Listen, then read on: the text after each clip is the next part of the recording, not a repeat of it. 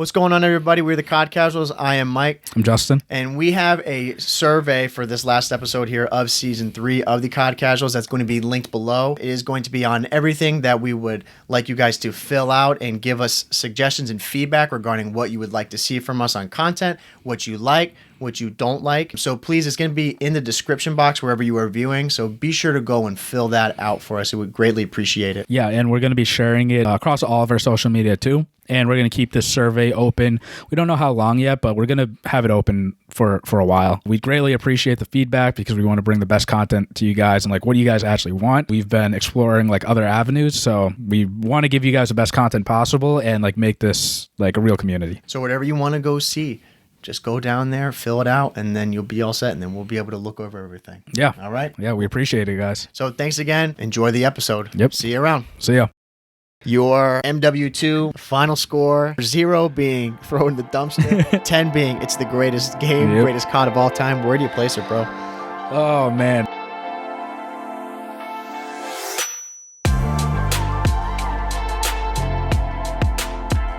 Welcome, everyone, to episode 142 of the COD Casuals. We're your hosts, Justin. And I'm Mike. How you doing, Mike? All right. All right, Doing yeah. all right. Yeah, I had a rough start to my Rough morning. We talked about, Yeah. it's the way it is, but, nothing crazy. Nothing crazy, But, man, it's just been like, I think today's definitely been a funk for people. I mean, at work, everyone was in a funk, but it's just the weather, bro. Like, Yeah. waking up today, too. I think today was like one of the darkest mornings. Yeah. We're at that point now where fall, like it's fall now. Yeah, and big time. I think we're turning our clocks back one more time. Yeah. And then I don't know if like next year it's over because I feel like they've been talking about it for a while, but I do think this is the last time we're moving our clocks back. But when we move our clocks back, that's when depression hits. Well, do you remember why they did this, or did you remember reading about this? Yeah. It's like some farmer thing. Isn't Yeah. it? Tell with the crops. Yeah, bro. I think we got science now, bro. I don't think we need to be doing that anymore. Yeah. I hope they get rid of daylight savings. I think it's a waste. I hate it so much. It's the worst time of the year. I think they are next year. I'm pretty confident they are. Yeah. But yeah, for people that don't know, like in the Northeast, when it's around the fall time, it's nice, weather's cooling down. You get like leaves and stuff are changing, looks really nice. But then when it starts getting around this time, like November and then into December, it's pitch black when you wake up. And then if you sign off like around 5 for work, it's pitch black. Like we're doing this right now, and it's 5:45, and it's already getting kind of dark out. Yeah. I know. And it at some points, like it'll get dark around like 4:30, 4:45, like pitch black, and it's insane because it messes up with your like your brain. Yeah. Because last night I just felt so tired, and I looked at the time, and it was like 8:30. I'm like, wow. Well, dude, feels like 10. And even this morning, I woke up and I was tired, but I went to bed relatively like quick, like right after we hopped off. I was sleeping. I didn't get up at all, and I'm just like, dude, why am I so tired? And then I look out the window and it's just black. I'm like, oh, that's why. Yeah. I'm like, dude, I'm already in the cycle, But it is what it is. Yeah. I mean, had a solid day overall, so I'm hanging in there, man. How about yourself? You chilling? Yeah, I've been good. Just chilling. Work was fine. Nothing crazy or anything. Thank God. I mean, man, it's been kind of wild for us. We haven't touched COD in a little bit, It's been a week. Yeah. Right?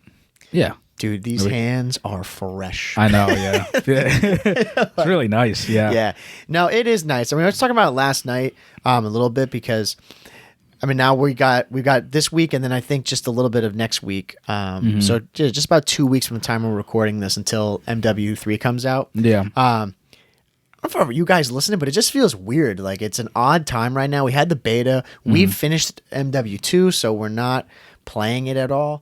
So we're just kind of in this weird lull where I'm like, oh yeah, dude, like I'm a big time COD player, but I'm not playing any COD, and there's no COD that's going on right now. Yeah. Yeah, we achieved our goal, and when these guys listen to it, MW3 comes out next week. Yeah, which is going to be sick. Yeah. So, I mean, we're just taking advantage of the downtime, and we've been playing our single player games, just chilling. Yeah. I saw on Twitter, people are like, I'm just taking like a break just from like video games in general, and like for like a week or two. No, that's crazy. And And I'm like, dude, I feel that. Like, well, if you just step away from COD and just chill, like, it's nice. It's so nice. Yeah, because for us, we're playing COD literally every day. Every day. And like at the end of the day, that takes a toll on you, like mentally, at some point.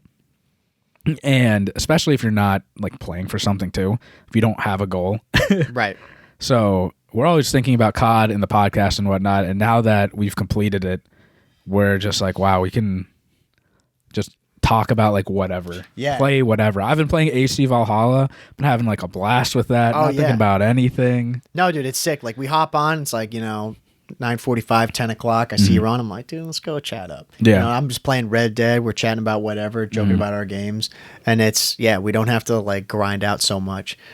So I'm really enjoying the downtime right now. Yeah. I know once MW3 hits, I mean, we're going full bore with that game. Oh, yeah. But I know I'm going to play for like a couple of days and then I'm just going to be like, all right, we're right back into it. Yeah, yeah. But it's a good reset. I mean, we talked about this. We'll just a couple minutes because we do want to get in. We got a big topic today. I really don't know what people do if they don't play video games and they're not doing this. Like that guy or someone saying, "Oh, I'm taking a break from games for a couple weeks." Like, brother, what are you doing? Yeah. Dude, I could not do that. Like I've had a day or two where I don't play late at night. Yeah, yeah. But I play every day. Yeah. It's like I have to. Yeah. Yeah, for the most part, I play basically every day. Yeah, no, there are definitely times where, like right now, I don't feel bad not like hopping on like for a day or whatever. Yeah. I'm like, it's like, yeah, whatever. If you're like, I can't get on. I'm like, I don't care, dude. Whatever. No, yeah. That's like the mental part, because if the Call of Duty's out, I'm like, I have to get on and play. Yeah. If I don't get on and play, I don't get my itch. And if I miss a day, I feel like I'm falling behind. Yeah, exactly. And right now, it's free. Like I don't need to, if I can't hop on or like I just don't feel like hopping on, I can do that. And people listening to this, they might feel the same way because you guys play Call of Duty and like other games, or you might think like, man, fuck that, like whatever. It's not that deep. I'm like, I know, and I agree. But when gaming's your main hobby, it's hard. Yeah, and especially for us too, because like for you guys, like we have these numbers and certain goals that we want to hit, and play the game obviously enough to be able to talk about it. Because it's not fair if we're like we put in 2 hours a week and we're over here talking about how we can speak on the game. Yeah, I'm like, that's not right. Yeah, like I think with most games, like single player games as well, like you need to put in like, I don't know, probably a minimum of 100 hours into those games. You have to. Yeah. To really say, like, if you're going to talk about a game, you have to do that. You can't do these, like, you see these reviews, like these IGN reviews or whatever. And they're like, well, I played it for 4 hours. I'm like, 4 hours? Yeah. I'm like, dude, you barely played this game. And then they give it a rating. I'm like, how dare you? Yeah. You know? You don't know anything about this game. Yeah. Or it's like, I've seen it with, when albums come out. And I remember, I think it was Jay-Z who said it. He was joking. Well, he was joking, but he's being serious. He's like, people listen to an album in a day, and then the next day the review's out for it. He's like, that's impossible. Like, you can't just listen to it once. Like, you got to go through it over and over. Yeah. Throughout, like, the course of a week or two to really give, like, a good review of it and breaks and all that. Yeah. And he's right. Yeah. That, it's funny. I've listened to albums like in a whole day, but I've only done that. I can count on my hand the amount of times I've done that. Yeah. It's so funny because like when big artists drop albums or whatever, I'm like, I just go in and like if I don't like the first 30 seconds, skip, skip.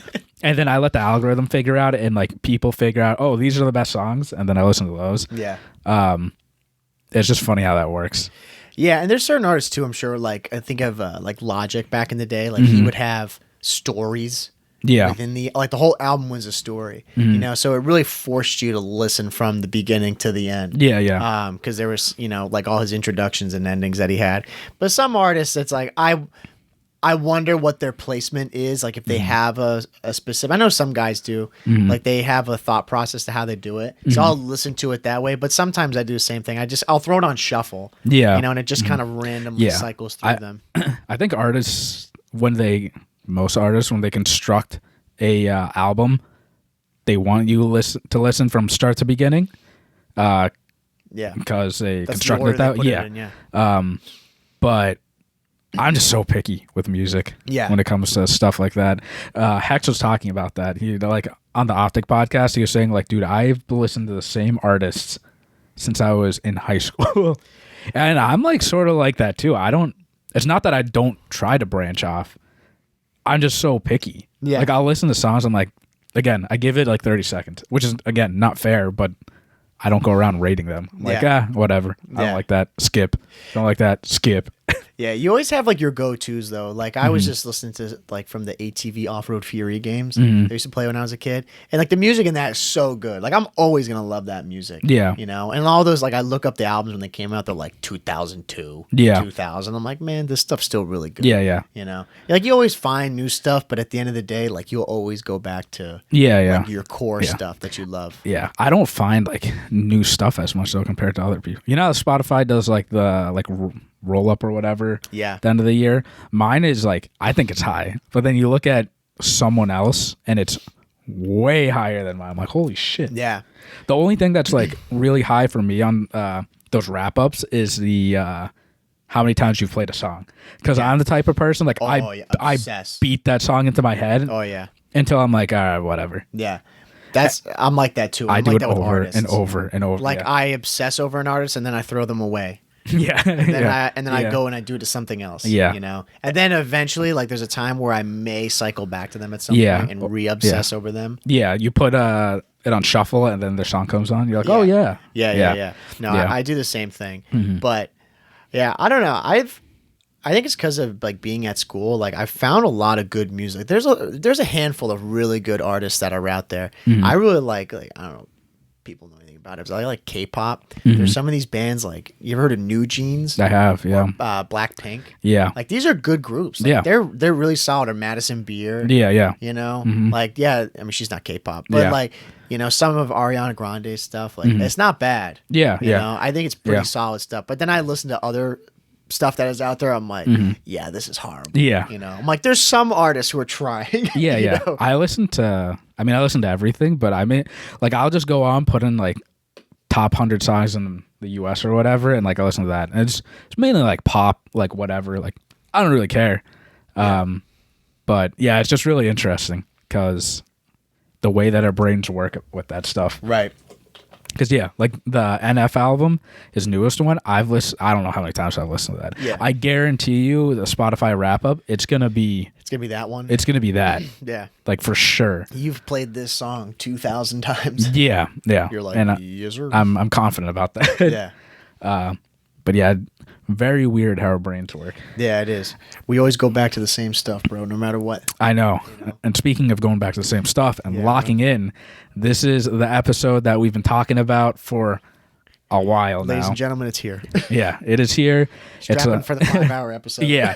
No, so we'll make sure to not have it be like insane. We're going to keep it like concise. Yeah. Like, straight to the point. It will be it'll be long, most likely, but get your popcorn, get your food, get your soda, whatever you need. Yeah, whatever. And we've got our coffees here. Yeah. I went and picked up coffees for us, so we're ready to roll here. Take a listen and, just chill out. Yeah, and again, we're going to have the timestamps below for every section there. So if you maybe don't want to, like, we're going to start off with certain stuff that's not related to the multiplayer. So it'll all be below. It'll be pretty specific. Yeah. So if you want to just jump and skip ahead to whatever part you'd like to, don't feel like you're hurting our feelings. Yeah. Okay. Feel free to skip around. That's why the timestamps are there. Exactly. So we're going to be talking our MW2 2022 review. Yeah. So again, this is this is coming from two people who, in the total of the game, we have just under 1,500 hours into this game. We have played it extensively. That's across everything too. That's not just multiplayer hours. Multiplayer hours, we probably have I would say 575, 600 hours of that. The rest of it probably goes into campaign and then grinding out some of the Spec Ops, and then doing the raid episodes as well. So it's kind of spread out around there. I would say it's even that though. Now I'm thinking about 100 hours across all of that is probably a bit much. It's probably, would you say more 50 to 25 hours? Probably, yeah. Which that's crazy. So 99%, 99% of the hours is multiplayer. Yeah. But yeah, and also I want to add that, we're the COD Casuals. We play COD, like, you know, basically every night. It's coming from like our perspective. If you don't agree, totally fine. Let us know on the socials let us know. why you agree or disagree with us. Yeah. You know, have a friendly discussion. Yeah, exactly. So feel free to let us know. Right. But yeah, let's dive right into this, dude. So, yeah, where do you want to start then? Right off the rip with the campaign? Yeah, we'll start off with the campaign. So, campaign, right? We're not going to go in depth about the story. Shit. All right, next. And all that. But basically, MW2 campaign, right? It's a predecessor of MW2 2009. Mm-hmm. And, you know, for all the OGs that played MW2 back then, like, we have familiar faces like Price, Gaz, Ghost, you know, Graves. Soap is in there as well. Yeah. And which they're like Task Force 141, and I hope a lot of you know what that is. And they're going to, the whole campaign is Task 141 teaming up with the cartel, or what are they called? Like Las Almas? Yeah. Yeah. And they're teaming up to go get missiles that the U.S., they thought the Soviets, oh no, sorry, not the Soviets, Middle Easterns took the missiles, but then they found out that Shepard and Graves, who are part of the Shadow Company, actually were stealing the missiles. Yeah. So the plot overall, like you just said, I mean, having played it, I would say it's a very average Call of Duty plot. In concept, it's good, and then like the overall like story itself, I think is okay. I think it's not bad. It's not amazing though. I would say it's probably like, if I had to be real, it's probably like a mid B tier campaign. Would you agree with that? Yeah, I would agree. Yeah, I think with this campaign, so it's 17 missions total. And the variety that was given in the campaign, I thought was pretty good. There were like a handful of stealthy missions. There was a handful of like, you know, big firefight combat missions. They had a couple, I believe. Well, the first one where you're like guiding a predator missile. Yeah. You know, so they had like a good variety of stuff, which I think is better than some of the previous CODs, and especially compared to like the earlier CODs where it was just always, you know, you were either in an AC-130 or you're on the ground. You know, this had a good variety of it, which I enjoyed. So in that case, I thought it was really good. And then something else we can touch on in the campaign that I thought this game did a great job of was developing characters. Yeah, I agree with that. Yeah, I think that new character that they had, Vargas, was part of the Las Almas group. Yep. That guy was a new character to this game, and I think he quickly became a fan favorite. Yeah. But he was part of the Mexican like special forces. Yeah. He was really, really good. I mean, they ended up expanding upon him in the multiplayer. We saw him in the season pass come out at some point, who I thought that was really, really good. They did a good job too with the twist later on with what's his name, Graves, was it? Yeah. Phillips Graves. Yeah, which I thought that was a really good point for me, which I haven't really felt that in Call of Duties as of late. Like a good twist in the story where I'm like, not as big as, nothing will compare to when Shepard. Oh yeah. That will never be reached again. Yeah. I find it cool that, you know, this was before MW 2009. Yep. And Shepard, you know, was scheming this whole time. Like he was scheming with Graves, and then he was scheming with Ghost. Yeah. Like, so I agree with the ending where you're, and again, like, spoiler alert, like this is all gonna be spoilers. It just literally came out as of recording this 2 days ago to the year. Yeah. So if you haven't played it, I don't know what you're doing. Yeah. Don't listen to this. Go listen to the last like 40 episodes or something. But yeah, like you go up against Graves, and he's just, first off, he's like annoying as fuck because he's inside this tank. Yeah. And you're like, wow, you're hiding inside the tank the whole time trying to kill us. I enjoyed that mission. Like you said, they definitely had a variety of missions. Whatever play style you wanted to play, you could. And that was the ending where you kill Graves. Supposedly, you kill Graves. Now, do you think that Graves is dead? No. I don't think so either. And I don't know how, because he should be. That tank exploded, bro. Yeah. I threw a grenade in there. But it was, yeah. Okay, so if he's not dead, then I understand why they did this, which I think is why we're alluding to the fact that he may be still alive, because he was a big character, and I think a lot of people wanted to see him suffer, and they didn't even play a cutscene for when he died. It was just like they went to the tank and show it, you know, and you just hear like, oh, and then he's dead. Yeah. It's like, bro, for such a big character, like a big move in the game, for you to not even do anything like that, I think I would say he's still alive. Yeah, I agree. And that was a flip for people that don't know. Like, you're working with Shepard and Graves the whole time. Yeah. You know, Shadow Company. And then all of a sudden, like, he goes against all of us. Yeah. And they're actually the ones that were, like, hiding the missiles and stuff. Yeah. But yeah, no, I agree. I have a theory that they didn't show it because somehow he's going to be looped into zombies. He's going to be a zombie somehow. I wouldn't hate on that. I mean, I can see that definitely happening. I could be very far off, but who knows? Hey, we haven't seen anything about it yet. But yeah, the thing too with that mission, it was like the end. Yeah. Like that was the last mission, and my favorite mission probably was when you take down Hassan, like in the skyscraper or whatever, that building, where you save Soap. And that mission was way cooler and way more satisfying than killing Graves. I wish they ended it with that than getting to Graves. Yeah. Now, wait, is it not end with Hassan? Are you sure? I can't remember if it did. If it ends with Hassan or you kill Graves as the last mission. Maybe I have it flipped. I think you have may. it flipped? Because I mean, just like off my memory, I remember it ending. I thought you kill Graves and then it's Hassan. So that made more sense in my head. Maybe I think you're right. Yeah. I think that is how it goes. Because that was way more satisfying, like killing Hassan. Yeah, I think so. I'll go check really quick. But I agree though. I really liked that ending. I thought it was really cool too. How like you're doing all of the like what is it? Yeah, I can't remember what it was. You had to go build or something like that. Like was it building a knife or something? Oh yeah. No, Countdown. Countdown's that last mission. The last one. Yep. Okay, good. There you go. So you were right. That's how it ends. Like it was really cool how they had it all played out. That was a whole new mechanic that I think we haven't really experienced. That's for DMZ. Yeah. You know, we haven't experienced it. We haven't experienced it in Call of Duty, so it was a cool way to end it. Hassan as a character, I think he was okay as a main antagonist. Yeah. I think Graves ended up being a lot better. Yeah, just because of that flip. Right, because of that flip and how he was like, you know, he's the cocky prick. Yeah. Made us Americans look awful. Yeah, exactly. So I like in that sense, like the mission variety was good. My favorite mission was definitely the stealth mission. I'm a stealth guy through and through, like the ghillie suit. Where like it's you and Price, I think, are doing it. When you're what work? The one where you're in the water. I think so. No, it's the one with the castle that you have to go into. Yeah. You're doing like the insane, like what's the map that we play in multiplayer? It's based around it with all the domes. You know that map that they added later on.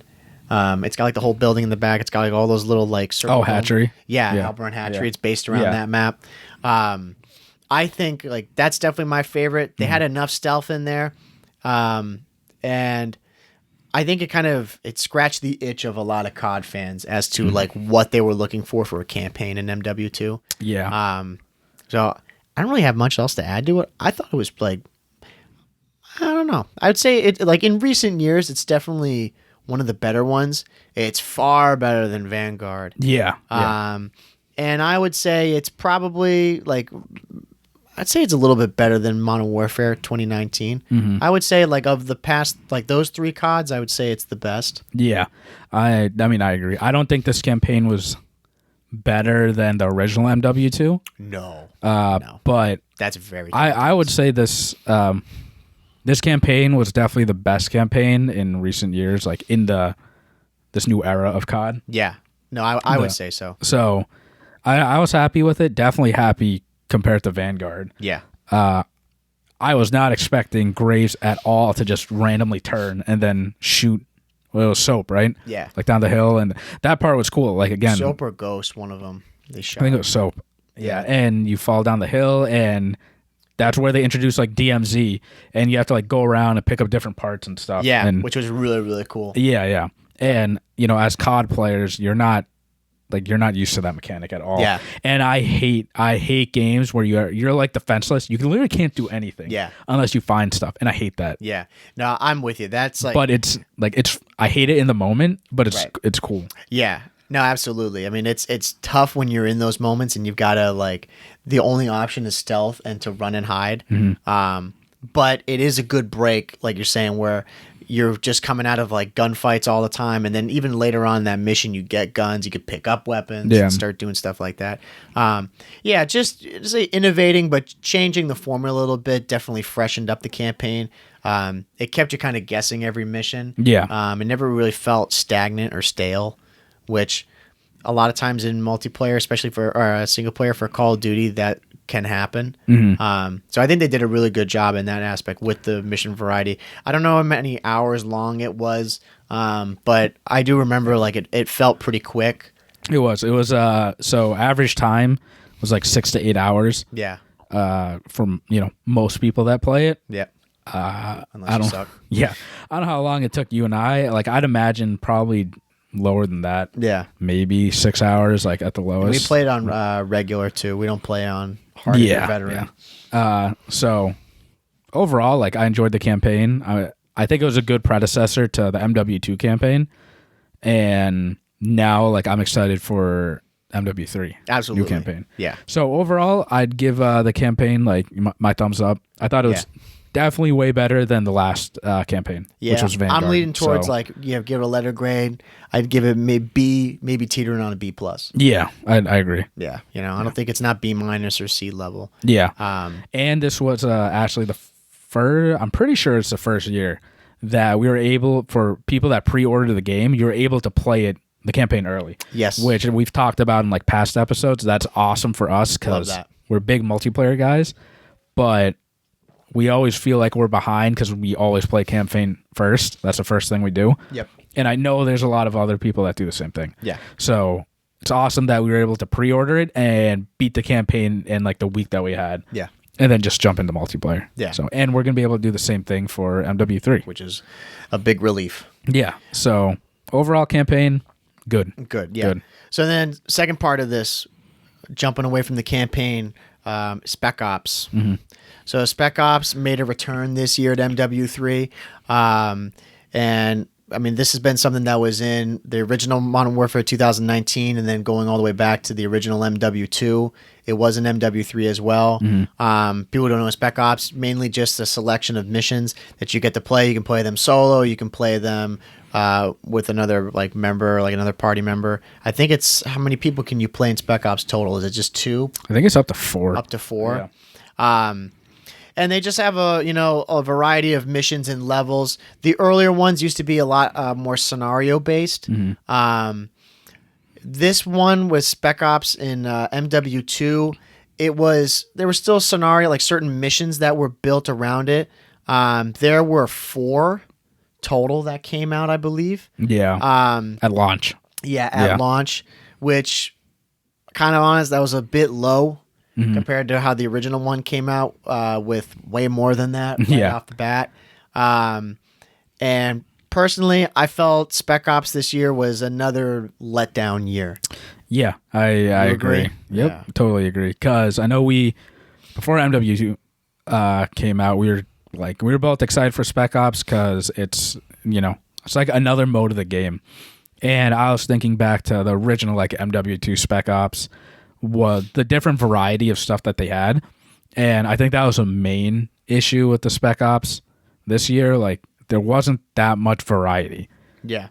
The majority of the Spec Ops missions that even came out later were on the same maps and they're the same like mission. It was to defeat the enemies like based on the round. Yeah, it's just round based stuff. Yeah, which was sort of the same thing in the original MW2. It was round based, like you had different waves, but you had to you had like objectives and stuff that you had to do while defending. And I feel like in this, it was just you and I are just running around, killing enemies, and that was it. Yeah, that felt like the bulk of it. There were like thinking now there was that mission where we jump out of the the helicopter or the airplane right at the beginning at night. The stealthy and one. you have to go in and do all this stuff. Like those are the kinds of missions that I really like. Yeah. And I would expect more with Spec Ops. They had a handful of missions that were like that. Personally, though, I just wish that was the vast majority of it. Yeah. You know, I don't know how many people. I mean, for us, I'll speak for myself. I personally don't like those round based, like, okay, you know, first round or first wave is, you know, 20 guys, next round's 30, last round is like 100, and you got juggernauts and you know, Osprey gunner. Yeah, that doesn't excite me at all.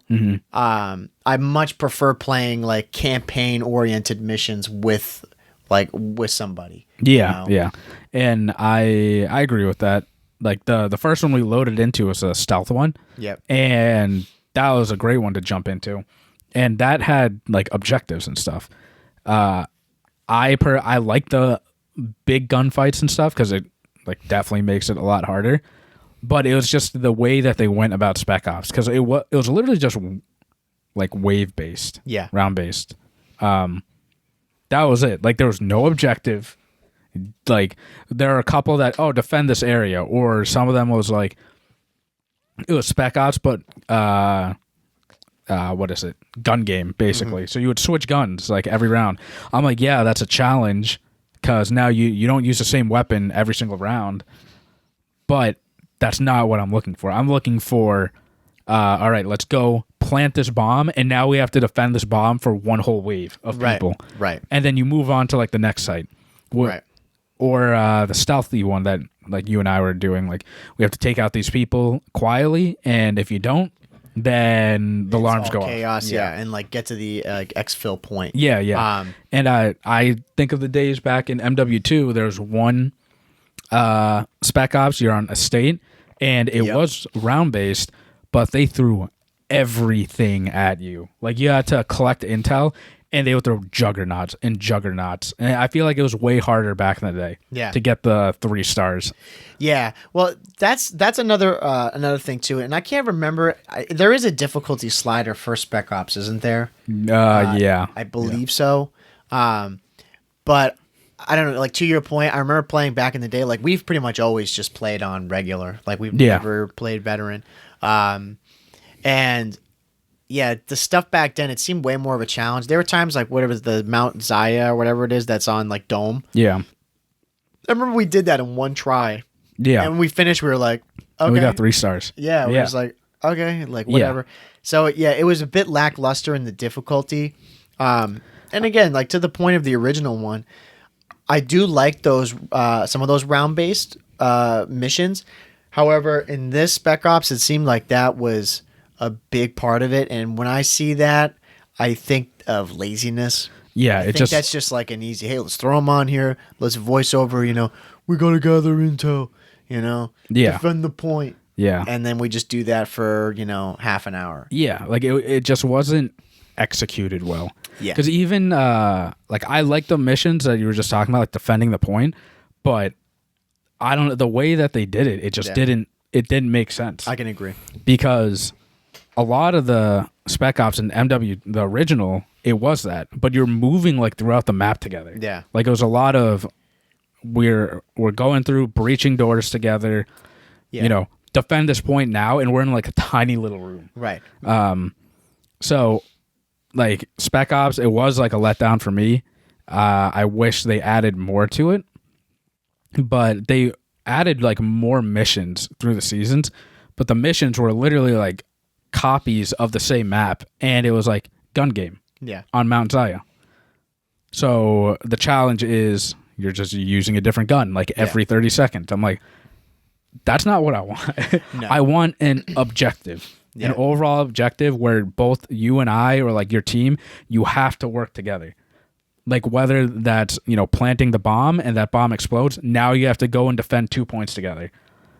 Something like that. Yeah, they seem to be more oriented around, like in the older ones, having an emphasis on teamwork. Yeah. This one seemed to be just more that, you happen to have somebody with you. Yeah, which is funny because the whole, like, the motto of the MW2 campaign was, like, we're a team. Right. And like, we do everything as a team.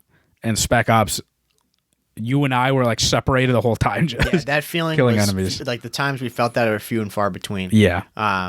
So really on Spec Ops, like I thought it was a lukewarm reception. Yeah. It was. We were really hoping it was better than MW19. It was better than MW19, but that's because it worked. Yeah. Because MW19 didn't. It was and they had one mission. Yeah. One And it mission. was impossible. Yeah. It was so hard, and then when you would exfil, it wouldn't work. You know, sometimes. So yeah, they did better than that, but it pales in comparison to the original. So I think honestly, for me, Spec Ops this year, I think it's a thumbs down. Yeah. I don't think it's really worth playing. There's a handful of missions that are worth your time, but I don't think it's the main draw. Yeah, I'd easily give this a D. Yeah, I was gonna say I'd give it like a C-. Report card. Report card. That's how we'll grade some of this. Yeah, and we'll jump along with this because it's in the same kind of vein. You want to launch off with it here is DMZ. Yeah. So the other game mode that they created, and I remember specifically, you and I were like hyped. We were excited about this. Yeah, because the idea of like going in and like finding different weapons, and you're gonna be able to like load into the map with other people, and if you die, you lose everything. You come back and you have to like hunt enemies, loot chests, whatever. That was far from it. We played like a handful of DMZ games, and it just was not like executed well at all. And again, we're like glass is half full type of people, and we literally load into a DMZ game and they're just like bots, which I'm fine with, but the objectives just, I don't know, they weren't clear. You would just go in, kill a couple bots, get ready, then collect, different parts, and then you can exfil. Yeah. And that was really it. And then, you would run into the occasional enemy here and there from proximity chat, and then you can choose to like kill them or like work with them, whatever, right? Yeah. But I thought it was going to be a little more advanced. It felt very Warzone-y. Like it was just like another part of Warzone. Yeah. Except when you died, you lost everything. Yeah. Absolutely. I think you hit pretty much every point because, again, we didn't play this enough, so it's hard to talk at length about it, but I think that's part of the problem. I mean, we came into this really excited for it. And again, being the first year, we were trying to, just have some considerations. It may be not the greatest thing in the world. And I thought it was just so boring. Like there was not a lot of reason to come back and keep playing it in my eyes, and I think in your eyes too. Like you said perfectly, it was very unclear as to what you were trying to do. It's not like Warzone where the objective is so simple. It's like win. This was like, I'm like, what am I really playing for? Like, what am I trying to work towards here? And something along this too is the amount of support that it got throughout the life cycle of the game was not that much. It was kind of minimal. And I don't know what that was for, if that was just because they wanted to put all their efforts into Warzone, because Warzone 2, I should say, because of the state it was in, and multiplayer, trying to boast those up. Or there's a lack of a player base there, and maybe they didn't want to bother with it anymore, because we're not hearing or seeing any new talks of DMZ coming back in MW3, which I think that kind of says a lot. Yeah. Yeah, I was not a big fan of this when it ended up coming out. I was disappointed. Yeah, I was too. And it's funny that the DMZ right now is not going to be supported in MW3, but Treyarch's going to turn it into like a DMZ zombies mode. And I trust Treyarch fully. And it's just funny that they're handing out their failed project in our eyes, to Treyarch, be like, please help us. Right. Because I'm very, very confident Treyarch's going to kill it. Yeah, always. They're going to take a game mode that we didn't like and add their spin of zombies on it, and we're going to like it. Right. But yeah, my expectation was, I know I pitched it, was like, imagine if this was like Minecraft. I really expected we have to go, not break down trees or anything, but like find tape and like knives and stuff and like different materials, and then go to like a crafting table and like build like your weapons or whatever. Right. Or you have to go into different hideouts with your friends and then break into the hideouts and take all the supplies from people. And yeah, like you could do that and get different key cards and stuff, and you did have objectives that you could complete, but I just didn't feel like it was put together completely. No, I agree. I think there was a lot of ideas that were floating around with it, and then the overall execution of DMZ, I think it was a failure. You know, for being honest, I don't think there was a big player base with it. I've talked to quite a few people that, like, you know, that we know, and just friends and people in general who talk about Call of Duty, and it's either multiplayer or Warzone. I've never talked to anybody who is like, oh, dude, DMZ is great. You know, now I don't talk to, like, you know, hundreds of thousands of people, but judging on like what I said before, seems like DMZ is kind of dead in the water. They're gonna keep it just as is, I believe, and they're gonna like give dev support towards it. But you know, the amount of support that it had this year was, I think it was kind of minimal. Yeah. And again, DMZ we had high expectations. It didn't even meet like the standard in our eyes. So closing DMZ for me, it's like a thumb. It's like this. It's like kind of thumb halfway. I'd give it like a C minus. Yeah.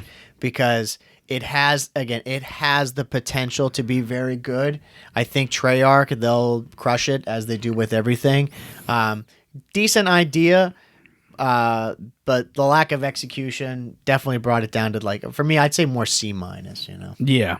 I don't even think it was. It didn't hit the average. Yeah. The standard that we had. Yeah. So I would agree. C minus. Yeah. Now, jump into something though that for me hit the motherfucking standard. Yeah. Talk about the raid episodes real quick. Yep. Before we jump into the full multiplayer shindig here. The raid episodes, I'll say it right now.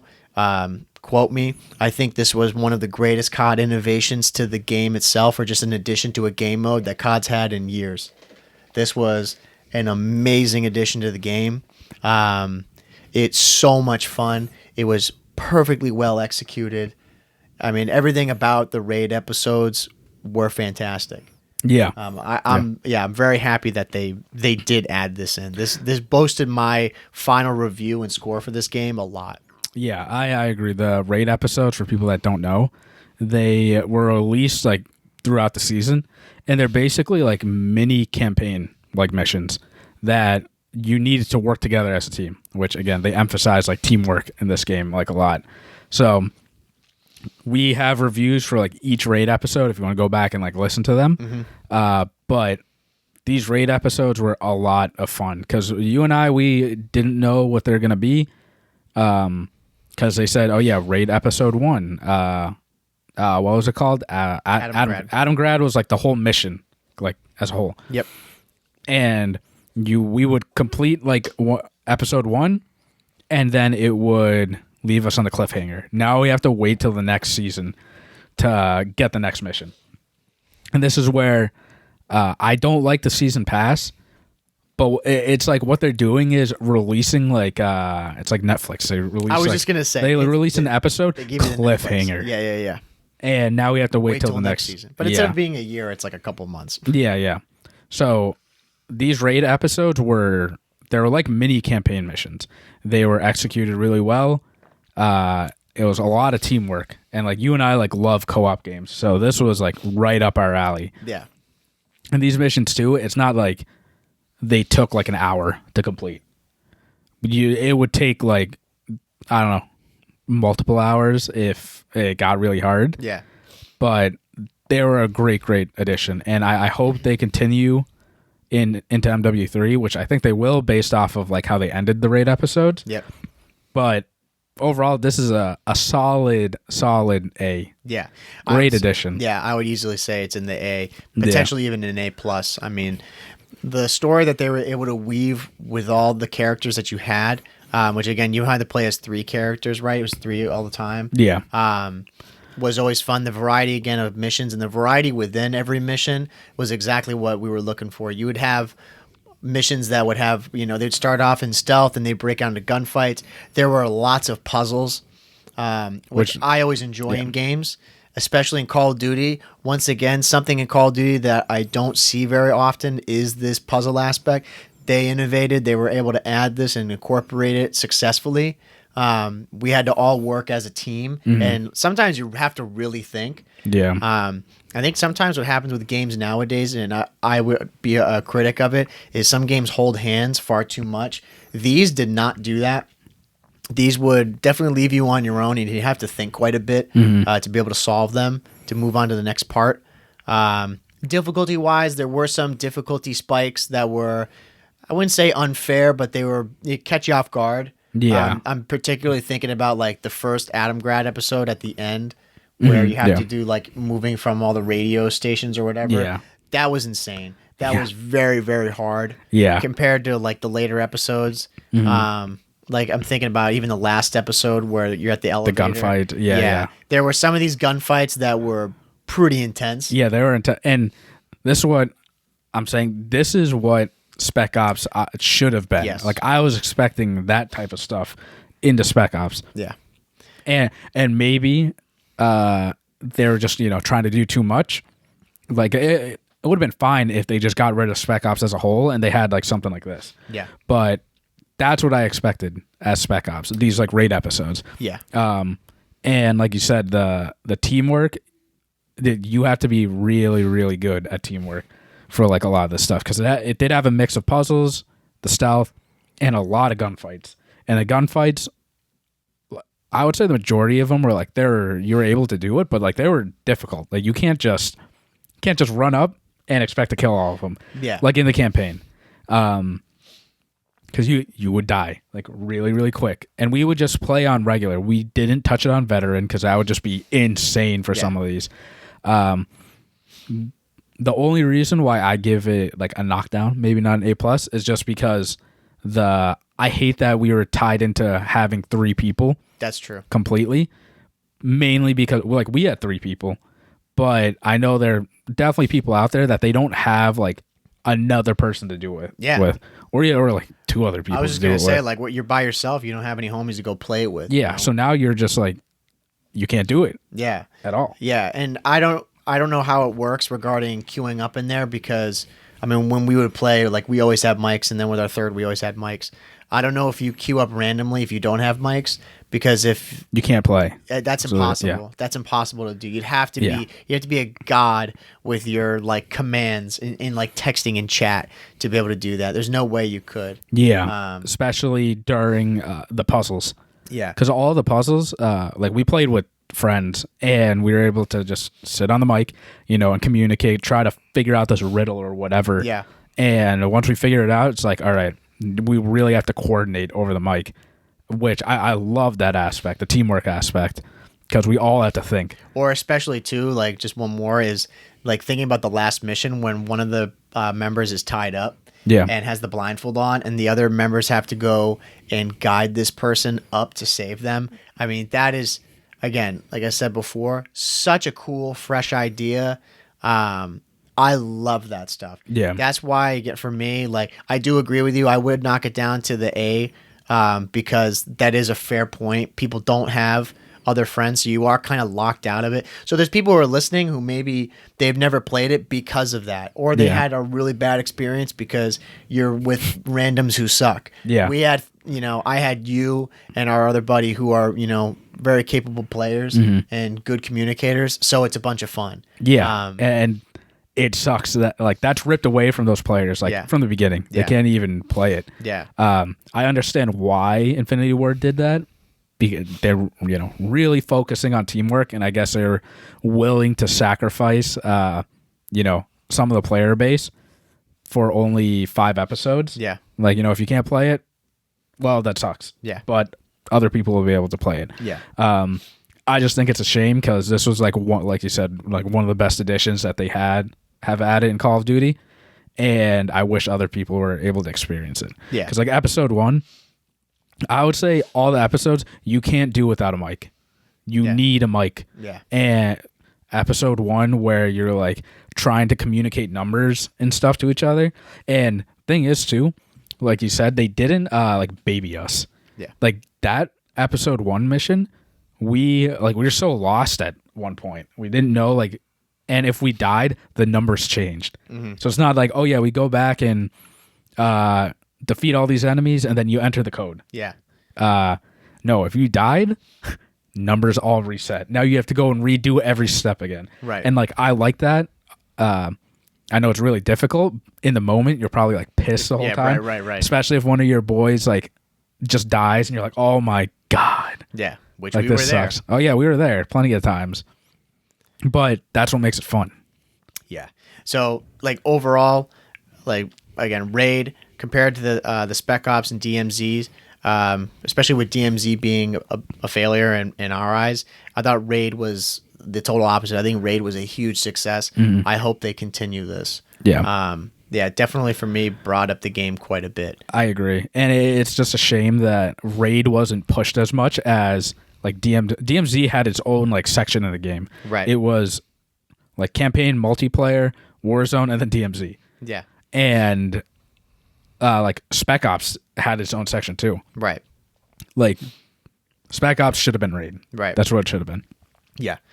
So hopping off of that, going into, we're not as familiar with the multiplayer. Yep. Okay. We won't. What time is it? Yeah. It's not. So the multiplayer, obviously this is where we spent most of our stuff. I'm sure this is where most of you are here to hear about. You don't give a shit about the raid or campaigns. Okay. Multiplayer. Where do you really want to start with this? We could start with the whole season pass thing. We talked about the maps. Let's go in order. All right. So you want to start with the season ranking pass? Yeah. So season pass, right? This was introduced back in MWII. This year they still the same thing, season pass, but they changed the level cap. So now, before in Vanguard and like previously, you would hit the max level in the season, but then you can go beyond that, all the way up to 1,000. And then when the new season like comes rolling over, you reset back to the max cap, and then so you can level up again into the next season or whatever. So for last year, right? Correct me if I'm wrong. Was Vanguard the max or the level per season was 200? Yeah, 200 per level. So right. Yeah. But the max level cap was 1,000. Yeah. So in season 1, for example, if you hit level 200, you completed like the max level, but you can go all the way to level 1,000, and then when season 2 comes along, you're reset back to 200. Yeah. Which sucks. So this year they changed it to where if you hit the level max, which we did at 1250, like overall, you're done. Right. For each season, right? Right. Which we like a lot because if you're a completionist or like, really OCD about stuff like that, like you and I, it was great because we would hit like level 500 and we knew, all right, we did it. Right. We completed the season, in our eyes, and we can just wait until the next season. Right. Now, with that being said, what I was not as crazy about with this was at the end of every season, what you would end up getting for rewards for hitting the max level, there was very little in the way of rewards. I thought it was, other than now being in the last season, I thought the rewards and everything that you would get within this season that's going on throughout the Haunted or Haunting was very good. There were a lot of insane bundles, and even within the season pass itself, you got a lot of really cool stuff. Prior seasons, I think it was very mediocre. Yeah, I agree. And we've gone on and on about the paying for these bundles and not getting like good rewards. Right. Season pass is, for the most part, the same thing. And they introduced like a new way for the season pass to like navigate it. It's basically the same thing, but back in the day, you would just level up and you would get like a new reward every time you leveled up. Yep. But now the season pass, you get to just like pick out of a grid like where you want to go, and like if you want to unlock a weapon or get something out like a skin or whatever, you can pick where you want to unlock using your tokens. Yeah. So I mean, I guess you have more freedom doing that, but overall the rewards that you get, they weren't that good. I mean, for me, like I just wanted to unlock everything and 100% it, and I was happy. Yeah. One thing I didn't like about it was towards the last 2 seasons, they introduced this black cell operator, which this made me really upset because you can 100% the season pass unlock everything, but there's one little grid in the season pass where you can't unlock unless you buy it. Right. which is insane to me. It's a paywall. Yeah. Now you're introducing like, oh yeah, if you unlock the max skin, but if you want the cooler skin, you have to pay $30 Right. to unlock that. And I'm like, are you serious? Because you already paid money to get the battle pass, and now you want us to pay more money to get the max and best skin, and that just doesn't sit right with me. Yeah, I totally agree. This game, funny how they're getting better at this every year. Yeah. Making really, really cool shit behind having to pay $20, $30. Yeah. Because I don't think anybody can really argue. A lot of the stuff that they did was really cool. They had cool collaborations. They had cool skins, cool weapons, stuff, camos, etc. None of it was bad. What was bad and what we complain about and then still do right now, the problem with it is that none of it is worth $20. All this stuff, there should be a lot more of it that is included within just buying the battle pass, which we have finessed using our existing COD points. So they've done a very good job at trying to make you want to buy more of this stuff. But we have not. Again, that's our experience. I've seen a lot of people on Twitter who immediately are excited to go buy the new thing. You're in a different tax bracket than me. Yeah. Congrats to you. I would not want to spend my money on that stuff, though it's tough because it is really cool. Yeah, yeah. And like you said, there's nothing bad with the skin. There are a lot of skins I want to buy. Right. If these skins are if I could just buy the skin, right? For $10, I'd probably be more inclined to buy one like really cool skin for $10. Right. Or along that line too, if I may add, it's like if in the other we talk about it all the time in Black Ops 3, if there was some way that for us with our 700 hours playing that I would be able to earn some currency within the game to be able to then buy this stuff, I would do it. Yeah. But I can't. So I play all the time, and my reward for this game was very slim from what the game actually gave. It was a season pass that we already had to buy. Right. And I don't have anything against like the paywall. It's like, because some people, they don't have the time like us to like sit every day and like grind. That's perfectly fine. They can pay and like get it.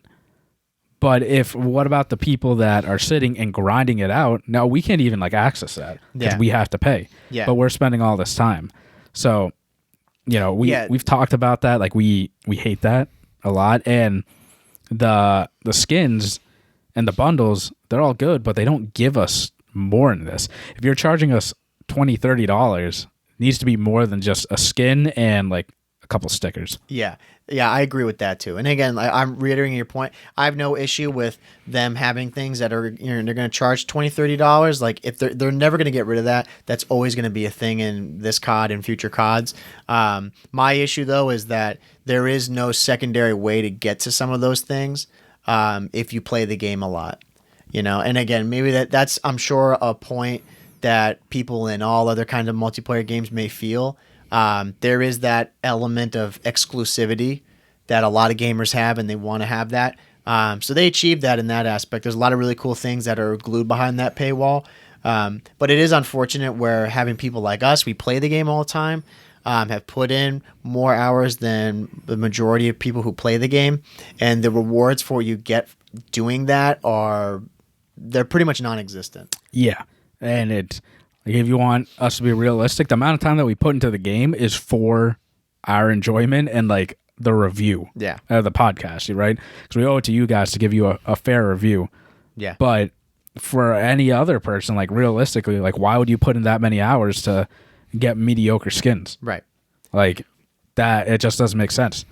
And out of like the $10 that we've spent to buy the season pass back in 2019, we've been using the same $10 to just recouping the COD points and buying the new season.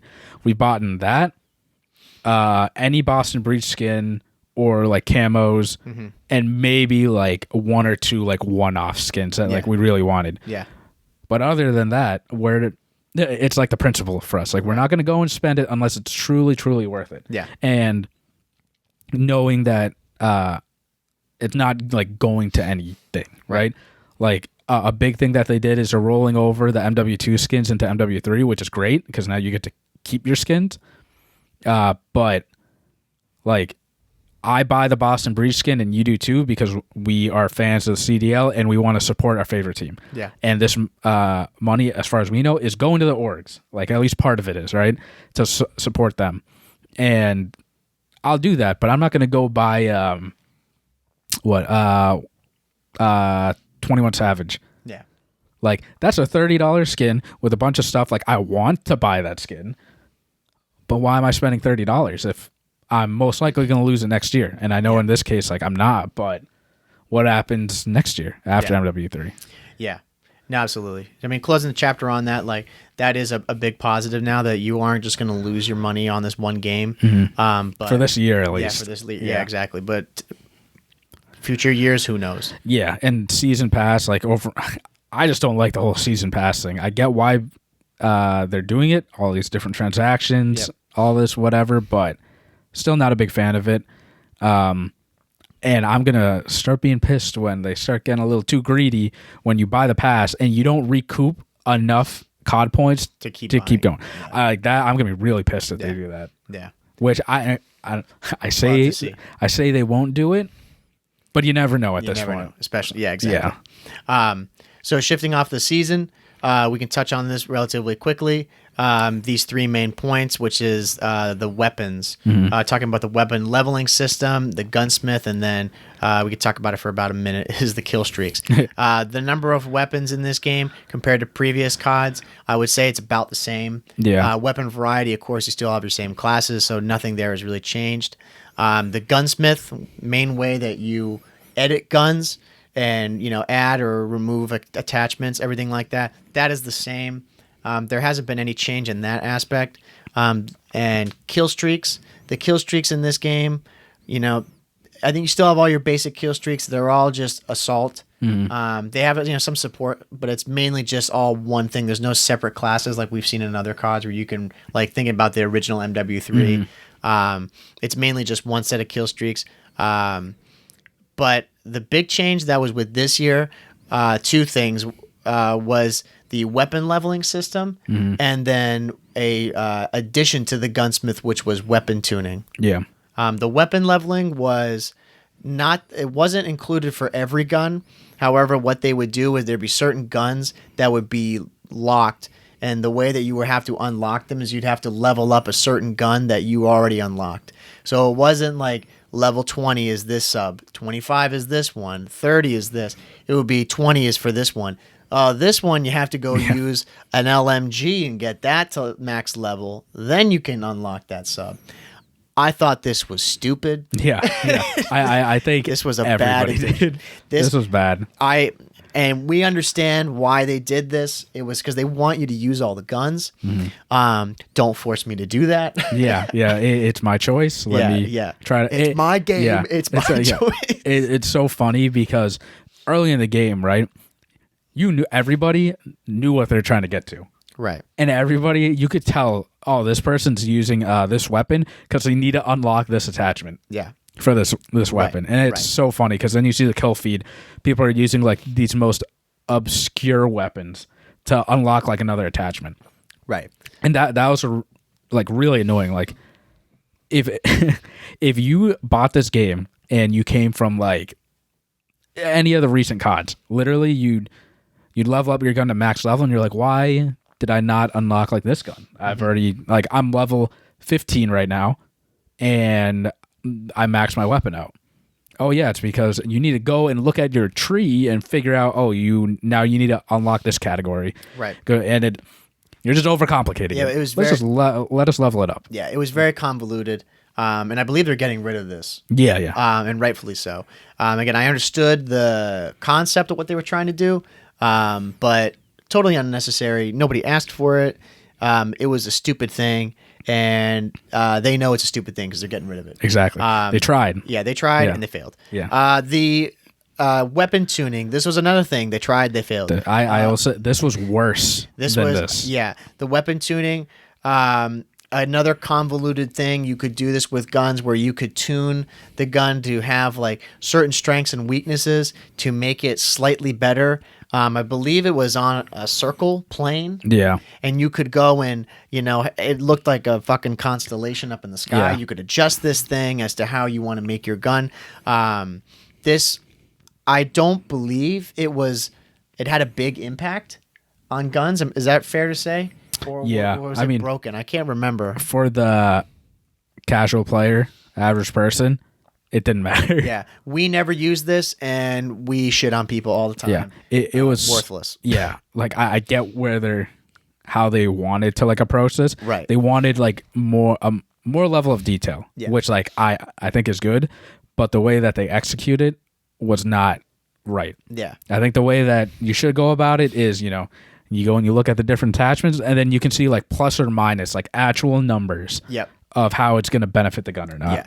Now, you couldn't see that in this game, which I don't know why they took that away, because in Vanguard, you could see that. Yeah. In this game, you just saw red and green. Yeah. Like, what got better and what didn't. And you go into weapon tuning, and then you're, like, playing around with, like, decimal points. Yeah. Like, It was... no one has time for that. Yeah, this was a step too far in the realism realm for me.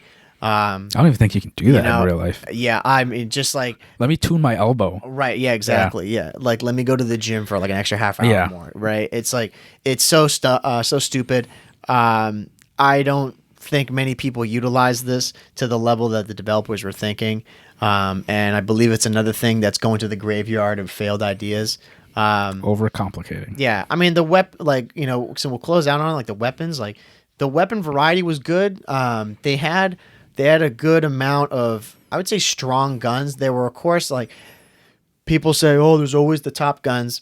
There are always going to be the top guns in Call of Duty. It's the meta. It is in every single FPS of all time. It's in every game. Every multiplayer game that you play, there is a meta. Yeah. So this, of course, had it.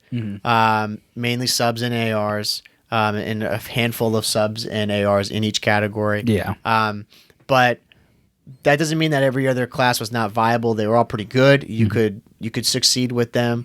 I don't believe, off the top of my head, I don't believe there were many that were seriously broken. I think this game did a better job of having guns that were not complete broken messes. Yeah, right off the rip. M4. Yeah, the M4 is, like, really, really good. Yeah, the M4 was insanely good. They nerfed that. It's still really good. But I do not see that gun being as big of an issue as, like, in previous titles where we've had to be a serious problem. Yeah, I agree. And the DLC weapons they added too, they added a lot. Yep. And none of those DLC weapons felt like they're more overpowered than, your core weapons. Yeah. And I will say, though, I think they got lazy with the naming convention, because a lot of these were just, like, duplicates of, but granted, it's because of that stupid, like, gunsmith tree that they did. Yep. Like, what was the one that they used? The TAC, was it, or what was the model that they used? I can't remember. The ISO, like, 45. Yeah, ISO 45, 44, 41. Yeah. Shut the hell up. Yeah. Got quite lazy with it. It didn't, like, in the DLC aspect of guns, they were all pretty bland. They didn't add a lot of exciting ones. Side note too with it, they didn't really add much. They didn't add any DLC weapons. They didn't add any throwback weapons, You've seen that in older CODs where maybe they'll throw in, like, Black Ops 1 M16, Yeah. They didn't do anything like that. They technically threw in the intervention. It didn't look like the intervention, but they technically did. No, you're right. But they released a sound pack where you had to buy to make it sound like the intervention from MW2. Stupid. Yeah. So once again. Yeah. The weapons overall, like, I think... Yeah, I agree they were good. There's always going to be better weapons than others. Yep. I thought this game, for the most part, did, like, a good job with the variety. And, like, to touch on the camos, I know, like, I grinded it a little bit more than you. It was way better than, like, Vanguard. It was a lot more simpler. Yeah. Which, again, make it simple. It was really easy to follow. Getting camos wasn't, like, that difficult. If you're only going for, like, a handful of them, it wasn't that hard. Like, you just play the game and, like, you'll get it. Yeah. Which is good. Yes, I just want to say that, because Vanguard was a disaster. It was so hard. Yeah. The amount of time that you had to put in the game to get it was insane. Yeah. No, so that's good to point out as well. So closing out with the weapons and camos to do there, we're moving on to I would say the last three big things regarding the multiplayer. One being the maps. Okay, so compared to Vanguard and MW 2019, how do you think these maps were? Better or worse? I personally say better than both of those games. And as you guys can tell, we always leave out Cold War because it's Treyarch. Yeah. But yeah, terrible compared to Cold War. Yeah, for the most part, yeah. Like they launched, I counted 15 like 6v6 maps, and then they added like more maps. And like we never played Ground War, but they had about like 5 Ground War maps that launched. Yep. Overall, like I know what we loaded into the game, we hated a lot of the maps, but I would say now after playing the game over and over, the maps like grew on me. It's not like I love them or anything. Yeah. But I will say the majority of them definitely did like grow on me in the end. Nothing fantastic. Definitely better than MW19 and Vanguard like as a whole. But you know, they're all right. They're mid. Yeah. You know? I would say the same thing. I would say the maps at launch that they had, they were better. They've been the best of the past 3 years. In my opinion, I can't speak for you, but I would say the past 3 years, these are the best ones we've had. But again, the maps themselves compared to Cold War, compared to previous CODs, they have not been able to live up to that level of popularity. Yeah. I think most of them are, if they were compared against those maps, they'd be like bottom of the mid tier. Yeah. And I think that like says a lot because in Cold War, there are a lot. We had only like 8 maps at launch in the whole game. Yep. And the majority of them that were added were remastered maps. Yeah. That, but like leaving Cold War out of it, like I think they did a good job with the amount of maps that they did add. There was a lot of variety. Yes. They took away breakables, which was really nice. Like the windows from Vanguard, because that was an awful idea. Breakable walls. They took all that stuff away. It was just like the flow of the maps, like with the new mechanics of the game. I don't know. I feel like it's a lot harder to make like good maps now. Yeah, and I would say too, it's a fact of just ideas, as to like what's already been done and what's succeeded, and that's we're not going to talk about it much, but that's where people talk about the idea of bringing back these old maps and reusing them, and that's exactly what they're doing with MW3. They're listening to what people wanted. They have standby really good maps. Which that game, again, it's going to already have the best maps because of that fact. But for this game, the maps that they had, I thought they were okay. There were some maps that I think were definitely better than others. Like I enjoy, again, we're not talking ranked. I enjoy Fortress. I like Breenberg. I like Mercado and Embassy. Like I think those are good maps. I like Hydroelectric or Zarqua. I think, though, that this COD, unfortunately, I think they hold the title of having the worst map that's ever been made in COD history, which is the Santa Senya border crossing. Yeah. I think that is truly the worst. That's got to be up there. It's my worst ever. It's got to be for most people top 5. Yeah. Especially at launch when all the cars could blow up. Yeah, they fixed it by not having the cars blowing up, right off spawn. Right. But that map, like... that was so annoying. Yeah. I'd have to go back and look at like the other bad maps. Yeah. But that map was terrible. And it's funny because like we do pretty well on that map. Yeah. And like one map I didn't like, I actually like now was Tarak. I did not like that map in the beginning. Yep. Now, obviously, there's a learning curve for all the maps, but Tarak, like I really like now. Funny enough, which I bet a lot of people hate. Yeah. It's an unpopular opinion. Right. But in terms of like the variety of maps, like I think they did a good job. There was a lot.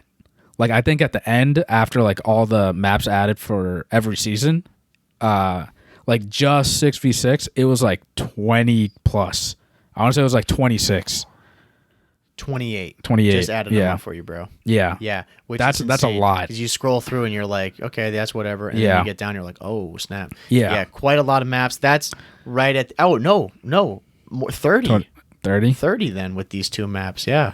That's a lot. That's a lot of maps. And none of them like are... None of them are good. They're all like okay. Yeah, exactly. They all grew on us like eventually. besides, like, I know what you're talking about. Like, yeah. I forgot for a second. The black gold one where they tried something different, right? Yeah, Night vision. didn't work. I think that map, if it was in the daytime, it wouldn't be that bad. Yeah, no, I think it'd be good. Yeah, they just tried something different with the night vision. And for some reason, they didn't want to do it like Cold War. And like with Miami, where it was nighttime, they made it Miami daylight. Yeah. They could have done it with this, but they chose not to. And then some maps from within the season, like I wasn't crazy about. I mean, I think Museum is a very average map. Punta Mar, I know you love that map now because you're like, you drop the nukes on it. Yeah. I think it's an okay map. Our like DRC Zone 1 at Vondel Waterfront, and this other one, Kunstenaar District. I think those are like, I don't want to say it because we'll be like, hold on. Yeah. I think they're great maps. Like I think they're for DLC maps that were added into this game. I think those definitely jump up over a lot of the base maps. That yeah. in my opinion. Yeah. It's funny because like all the DLC maps were, after playing all of them, I think they're pretty decent in this game. Yeah. Like I want to reiterate that this game. Yeah. Like I don't mind them after all the time that we've spent on them. Yeah, I don't either. Last thing on the maps before we move on. This map did have, like within the DLC, they did have some throwback maps to previous CODs. They had from COD 4, they had Strike and they had Showdown. As well from MWII, they had Dome, which has been a returning favorite. Shoot House from Modern Warfare. Shipment from every COD ever. And that's it. Yeah. I thought the two maps that had the most hype around them were Showdown and Strike. I think they could have chosen better maps for for remastered vintage COD maps. Yeah, and personally, those maps, like I didn't play COD 4 that much, so those didn't really like hit with me. Yeah, I've played on those maps like on COD 4, but like I didn't spend that much time playing it. So especially Showdown, I'm like, okay, like it's a big square. I don't really care about that. And like, you know, let's all remember this was MW2. They should have remastered MW2 maps. Yeah, like we've been saying that for the whole year. This game has so much potential. Dude, imagine if they remastered the like half the MW2 maps with like these maps. We would have like nearly 50 maps. Yeah, no, it would total. Have been and you know, that would have helped the game like a lot because I know a lot of people really, really don't like this game, and that would have just helped the pub experience. Yeah, but yeah. Overall, like we had way, way more maps this year than like any other year. Yeah, but that also shows that, you know, the more maps doesn't mean like it's going to be really fun. Yeah. Because Cold War was probably like one of the best years and we had like minimal maps. Yeah. So, but I will give like devs props. Like the maps overall they're good for the game. Yeah, I would agree. Besides Black Gold. Yeah. If they made that daytime, it would have been good. It would have been a good map. Yeah. The fact that it's nighttime, I think we just realized that's something that they could keep that in Rainbow Six or something, but not COD. Yeah. Especially with that side aiming bullshit. I hate that. Yeah, Yeah. Okay, moving on from this, you can launch out with this new thing that was brand new to this game was how they changed the perk system. This was a bit contentious at first when it came out. Yeah, and I was very worried about it because I personally don't like when devs like play around with perks because perks, I think, are one of the most important things in the game because you really need to like balance out what people have. Yeah. And if you play around with it too much and it's not the same like, you know, tier 1, 2, and 3 system that we have, it can get really complicated. And going into MW3, they did that. They basically went back to the old perk system, but they're called like gears now, right? But in this, it was you would start off with like one perk, and as the time went on in the game, you would like start earning more perks just off of like time. And at the end of the day, it didn't really like impact us. I don't think it impacted like many other players in general. We kind of just set a couple of perks and then we set it and forget it. Yeah. Because the most important thing was dead silence, and that was a specialist. And that was just like annoying that we did that. So at the end of the day, the perk system didn't matter that much. I thought it was going to be really bad, but it was nice to set and forget it. But also you can't like strategize with, you know, if you're only using a couple perks, Like, what's the point of using the other ones if it doesn't really matter? Yeah. No, I totally agree. I mean, there's not much else to say on it. That they did try to make it different, and it was a very neutral move to me. It didn't make things worse, and it didn't make anything better. Because at the end of the day, like they're doing this with the new COD, they're changing the perks to gear. It's the same thing. Yeah. You know, this again, like you said, was based on a time system, which I don't really like, but the way that you earned it, I think they did. I could be mistaken. I do believe they patched this early on in the game where they made it quicker to earn some of these. Yeah. Because there'd be times where like they would reset or they wouldn't take. They would just take a long time to get, and people complained about that. Yeah, yeah. And rightfully so, especially with certain perks that were based around movement, which that kind of ties in with what we're talking about, the movement compared to Vanguard and Modern Warfare 2019. Not much to say. I like the movement in this, other than two things. There was the slide canceling was removed, and tax sprint made its return again. Yeah, and we just don't like tax sprint. Yeah. I think tax sprint is an awful thing that's been added to Call of Duty in the recent years. It's going to cost me hundreds of dollars regarding scuff controllers. Yeah. And it's going to cost me thousands once I'm older and my thumb is jacked up. Yeah. It's terrible. The slide canceling thing, this didn't bug me that much. I do use it quite a bit when I can in other CODs. But this was a mechanic that, people are very, they're on the fence about it. People either love it or they hate it. I tend to be on the side of I love it. I think it's fun. It's fun to do against people. It's a skill gap thing. This COD, they got rid of it, which was... again, I was kind of annoyed with it, but you just adapt, you get used to it. Yeah, and like I'm with that. I like slide canceling, but I was definitely more on the fence of I don't really care as long as the movement is good. Yeah. But yeah, like the main thing about the movement too, like we want to point out was the sound, the footsteps, which like I want to relate back to the perks. There's no dead silence perk, and you have to rely on the field upgrade for dead silence, and that was awful because in this game the footsteps are so damn loud. So that's why I was worried about the perk system. Because you would only get one, then you would unlock 2, 3, and then like your master perk. Right. And that perk system, it would build up based on like if you like how good you are too. Like it would speed it up. And at the end of the day, that's fine for us because if we go off and like get 5-10 kills in a row, we get all of our perks right away. Right. But for like a person that just loaded in the game, it's like now they're starting off like with nothing, and now you're going up against someone with like specialist from MWII. They have everything. Yeah. So I'm glad they changed it. I wasn't the biggest fan of the perk system. At the end of the day, it didn't affect like me that much. I still don't like it though. I'm glad they changed it. Yeah. Yeah, this had a big impact, like on certain game modes, like the fact of the loud footsteps. I mean, when we're going to talk about it in a second here, getting into ranked, this was a big problem. And getting into more of the competitive side, if there's people who are more competitive oriented that are listening, this was like a huge detriment to the game. Big part of it. And we play ranked, we follow competitive. I would 100% agree. I would say on the casual side, this was not as big of a deal because I would say probably most people don't notice it or care about it as much. Something else too before we go to that, which we'll talk about like when we wrap up everything. One thing that was awful that I cannot forgive these people about is they got rid of red dots on the minimap in this game. This was a super debated move. Shock, awe, sadness. Yeah. Confusion. Was there really even a debate? Confusion. Yeah.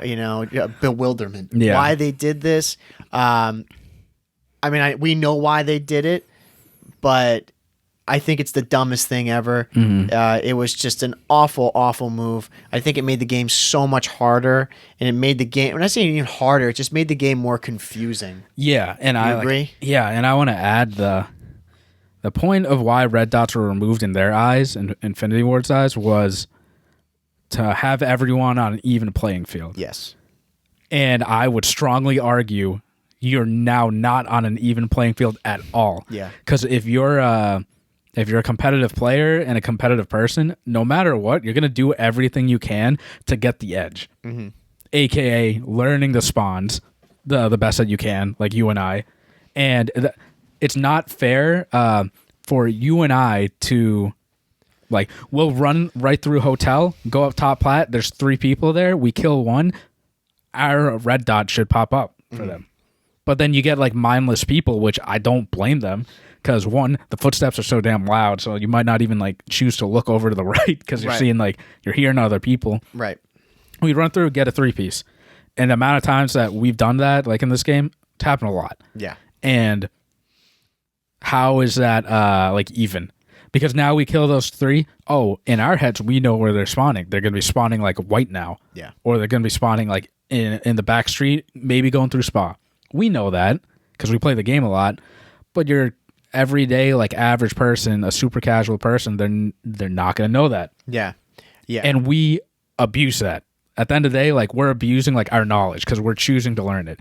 And most people don't have the time to learn these spawns, nor do they know how to learn these spawns. Yeah. Especially, too, in the game where the spawns were not as predictable as they've been in other CODs. But, of course, you know, after you put in a lot of time, you get to learn them. So, for us, you're absolutely right. We use that to our advantage big time. Having red dots, if anything, it increases the skill gap rather than shorten it, which was what their initial goal was. And it just made things more confusing for us, you know, as being veteran COD players, and then especially for people who don't play the game a lot.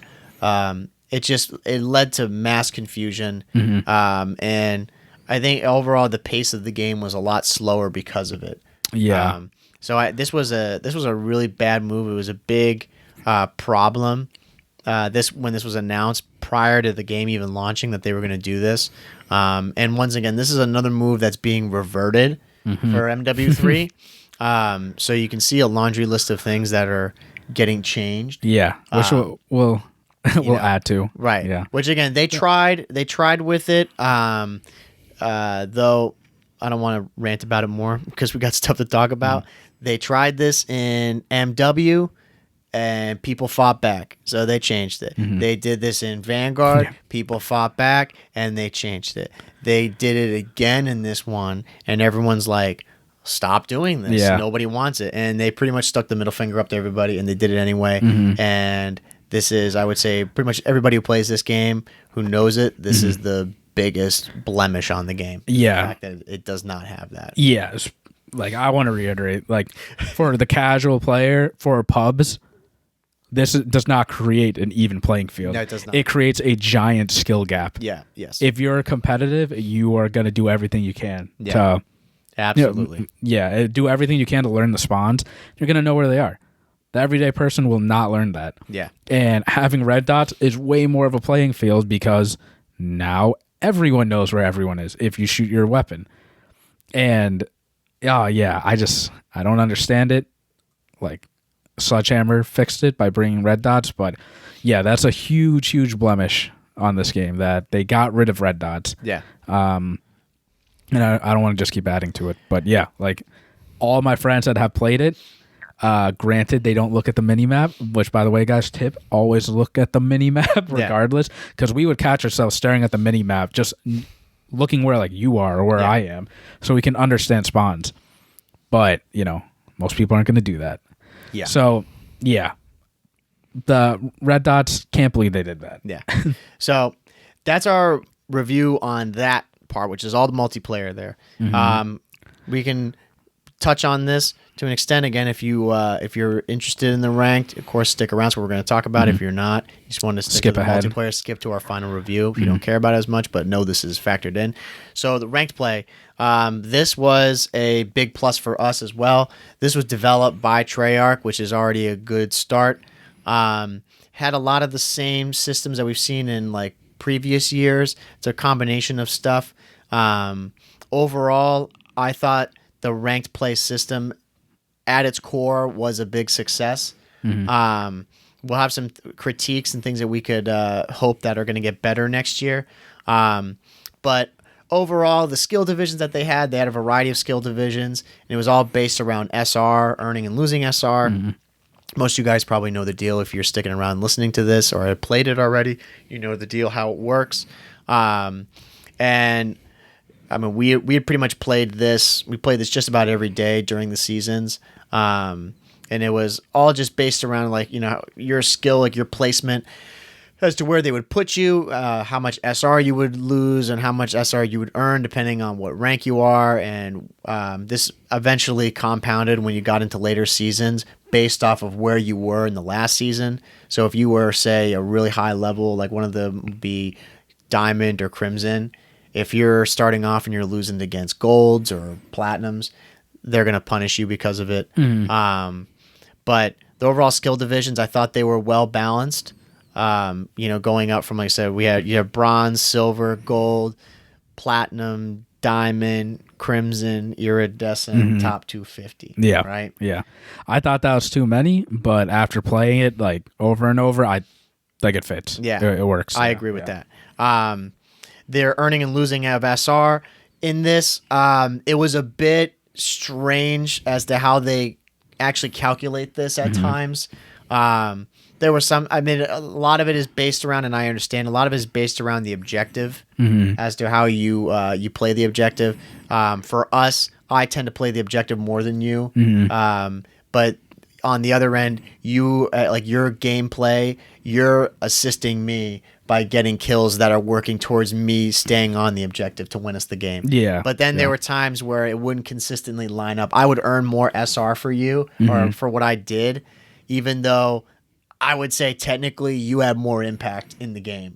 Yeah. You know what I mean? And I mean, like, I don't know how to have a solution for that because, like, how do you measure, like, impact of a player? Yeah. And because, like, you can't do it based off of kills because that's just not fair. Right. So, yeah, I mean, I always, like, I don't know what the solution would be for that, so it is what it is, in my opinion. Yeah, I agree. It is what it is. It's just a little confusing. Yeah, because all these calculations, right, are all done, like, in behind the scenes, in the back end. Like, we don't even know how they're calculated, but I just hope that, like, going into the next COD, the discrepancy isn't, like, that big. Yeah. Because, I mean, there are times where, like, you would get, like, 35 SR, and I would get, like, 20. I'm like, what the fuck? Like, I got, like, double the amount of kills. Right. And, like, I still got time. Yeah. But, yeah, other than that, like, I think the system was fine. I really liked Ranked. It's going to go into our overall, like, rating. But Ranked was really, really good for us because we had, like, pubs, and we, like, enjoyed pubs. And then we could go over to Ranked. It was just another thing for us to play. Yeah. Yeah, it absolutely was. And then especially, too, when we talked about earlier when we had the raid episodes going on as well, that's why. It's a good supplement to whatever we're doing. Because you guys know we're always going to be playing multiplayer. So having these, like, you know, ulterior game modes that we can play to add to it and keep the game fresh is great. And that's definitely what Ranked did for us. I like too, because again, maybe people who don't know, we follow the CDL during the season. Pretty much, you know, every single game, every single kill that goes on, we're watching. And this year, they did a fairly good job of updates via the CDL rule sets and gentleman's agreement. Again, if you don't know, that's how pretty much all the rules are based in Ranked. This is not made specifically by the developers. It's the professional players who come to these agreements, and then they bring it to the developers, and they're the ones who then put it in the game. So this is all, for the most part, it was all following CDL rule sets, and they remained pretty faithful to that. There were a couple of things in there that were a little strange that did get through, but I would say overall impact on us when playing Ranked, I didn't notice it. Yeah, and I would say Treyarch got to patching it like relatively quick. Yeah, like banning them. So yeah, they were fairly accurate. Yeah, and I mean, by the end of it, like they banned everything to the T of what professionals like were using. Yeah, and like again, we're big CDL fans, big Boston Breach fans, and it was fun for us to play Ranked alongside, you know, like during the season. Yeah, like what are these players doing? We get to do the same thing. A con is like every single year is that Ranked isn't released when the CDL like is announced or like earlier in the COD year. Yeah. And that just sucks just as competitive players. And as a fan of the CDL, like when the CDL starts, I think I speak for every competitive fan, we want to be playing ranked alongside with these players and like learn the game alongside these players and, you know, try to mimic what they're doing, right? But that's a con like every year. Yeah. I'm just really glad that we did get a ranked in this game, and it was a really good ranked for the most part. Yeah, and it came out relatively. It came out earlier. Yeah, in March. It came out relatively early. Yeah, from when the game started, and of course, people say they want ranked like the second the game comes out. I don't disagree with that. I think that would be great. But it does. I like when it lines up with the actual CDL. We get to kind of play together, and all this stuff is already figured out. I mean, that's a whole logistical issue. That I don't know how that works. I'm not qualified enough to know how that would work out. Yeah. That would be great. It would be cool. This is a whole episode if we wanted to go into it. But like, it's just, there's a bunch of caveats about it coming, like ranked coming out. Because we'd be learning the game as a professionals or like learning the game. Yeah. They're like, wait, this is actually good. Wait, we need to ban these maps and like whatever. Again, like we don't know, but it just seems like it's more like trial and error. A lot of these pros get to touch the game like early, but it's not like they get to create the rule set like beforehand, you know? So I'm perfectly fine waiting like a month or two for the pros to like, all right, this is a rule set, submit it. This is what's going to be in ranked. Yeah. So I would like it released as early as possible, but I would want it to be released as clean as possible. Yeah. Because again, I couldn't imagine loading into ranked and people are using freaking like, I don't know, LMGs, yeah, stuff like that. Yeah. Because they don't even know what to ban yet. Right. So yeah, again, and that's like a whole logistical issue. We don't even know how it would work out. Like you said, there's a lot of caveats to it. But yeah, like overall, I mean, I thought the ranked in this was fantastic. The rewards that you got were, I would say, they were pretty good. They were above average. You know, you weren't swimming in rewards, but you did get cool stuff for amount of games played, for wins, and then for also where you would end up placing. Yeah, those are nice because you can show them off. Exactly, they were good. Now, last thing before we kind of go into our last little list of pros and cons regarding ranked is, and I don't want to go like, I don't want to hate on this. We won't go too deep into it because we've talked about it for like so many episodes. Well, so, and also for us, it's not as much of an experience. Is the lack of an anti-cheat in ranked. Now, of course, this needs to be a thing. You can't convince me otherwise. It has to be a thing in this.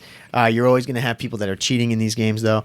But I will say through all the seasons that we played ranked, which we played every season right up until the end, I can count, I don't know, on one hand of blatant cheaters, right? Yeah. It was not an everyday occurrence. And it's because console. We're console players. That's a good point. Yeah. Again, that's why I can't speak on as much because we are console. We play on PS5s.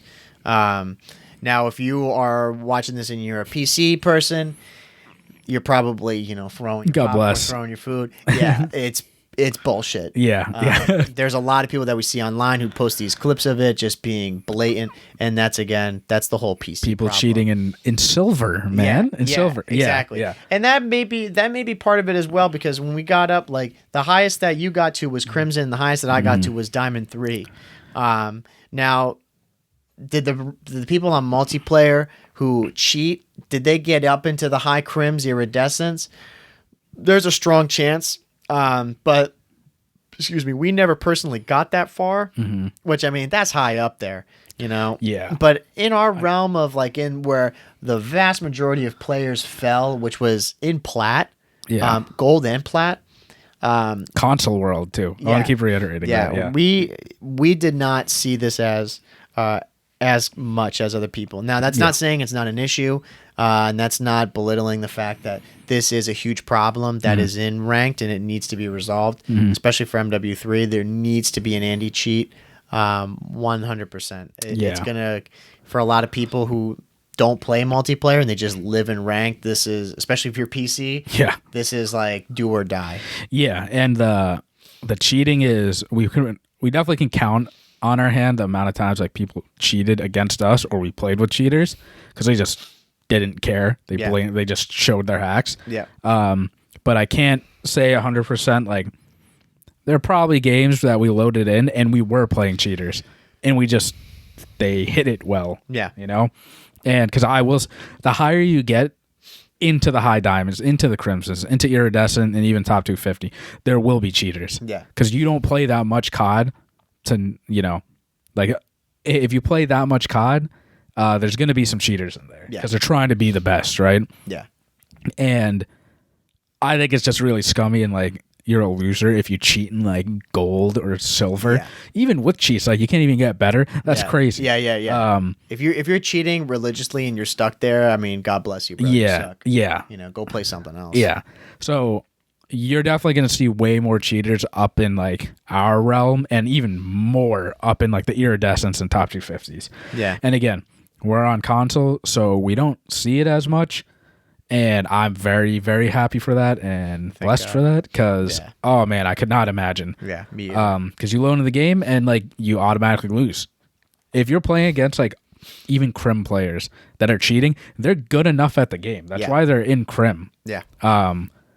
Like if you gave us cheats, I guarantee you we're probably going up at least another like division. Yeah. At least. Yeah, easily. So, yeah, I feel for the PC players. This has been a problem since COD like went to PC. Yeah. There's just way, way more cheaters. And that's why like I want to stay on console, but there are disadvantages for consoles. Yeah. Like COD is probably way more optimized and probably feels way better on PC. Right. And looks way better and probably more enjoyable.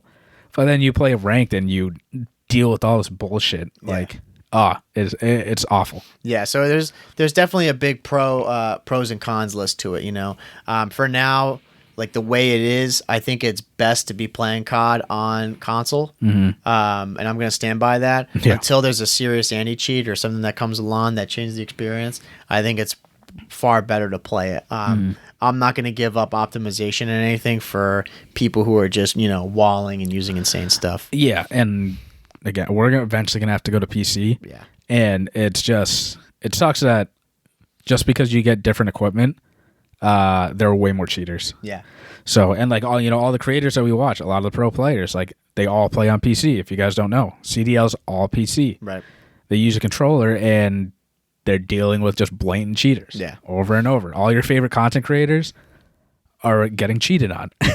Yeah. So, I'm just glad we're not on PC right now dealing with that. If we were on PC dealing with that, I think we'd go crazy. Yeah, I think so too.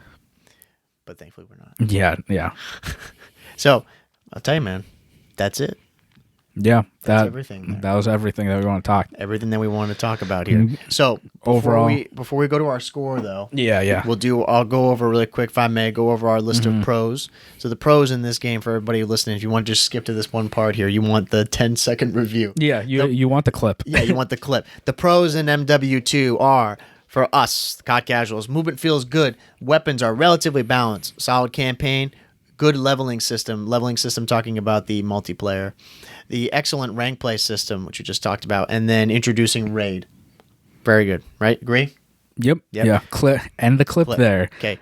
Cons, bad things that we, the COD Casuals, think about in MW2 are lack of red dots, dead silent as a perk, footstep level, sound EQ, lackluster maps.